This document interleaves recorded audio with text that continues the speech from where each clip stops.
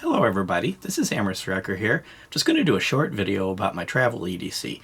Whether travel means flying somewhere, driving around in some bland old rental car, or taking my personal car across town, maybe over to the beach or something like that. It always starts out with an EDC carry gun. Now this isn't my normal daily EDC, this is my travel EDC. I take this because it's small. I can stick it in my pocket with a DeSantis pocket holster. I also can use the DeSantis inside the waistband holster. It's low profile, so why would I pick this? Well, it doesn't matter what I'm wearing. Dress clothes, jeans, shorts, cargo pants, I can fit this thing. I've got a laser guard laser on it. Of course, it's a Glock 42 chambered in .380. I've got TFO sights on it. I can shoot it well, and it's proven to be reliable. I always take an extra mag with me, throw it in my pocket. The one holster I've got has a little mag pouch on it, right at the front of it right there.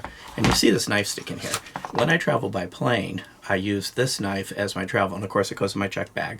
Because they're cheap, they're reliable, they're a good knife, but if I lose it, it's a $20 knife, so I don't get all that upset over it. When I'm staying in town, I'll carry an assortment of different knives depending on what my mood is. Generally better, higher quality, and typically more expensive knives. I use an RFID blocking wallet. This one is the Access Denied brand. There's a number of them out there. I've tested this one, it actually works. But what it prevents is somebody coming along behind you with a tablet or a phone and scanning your credit cards. A lot of credit cards now are scan enabled, and you don't want them getting your credit card from that. And of course, never go anywhere without your phone. You always want to have your phone with you wherever you're going.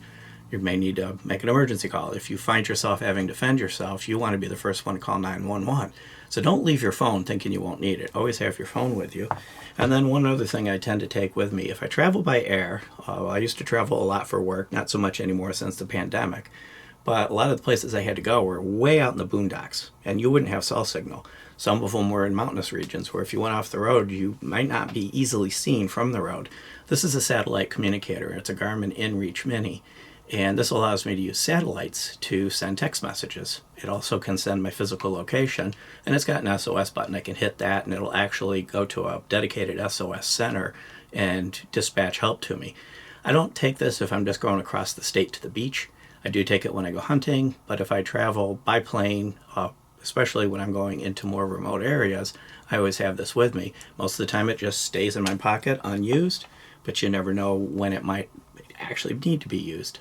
I typically don't carry a flashlight with me. It's not necessarily a bad idea, but I typically don't. The only other thing I always do is my personal car keys I always have on my person. Even if I'm in that bland old rental car that I talked about, I don't leave my car keys in the hotel. I don't leave them in the office.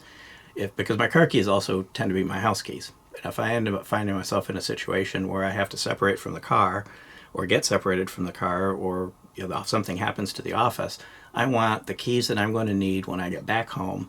I want them available. So don't leave them sitting in your suitcase in the hotel room. Take them with you, along with the rental car keys if you happen to have a rental car. So hopefully that answers the question was asked, what is my daily EDC, or really travel EDC, not daily EDC. So hopefully that answers the question. Beyond that, if you like our videos, please thumbs up, share, subscribe, click that bell to be notified if you do. Check us out on Facebook, Patreon, Utreon, Instagram, and Rumble. We're pretty much everywhere. And thank you.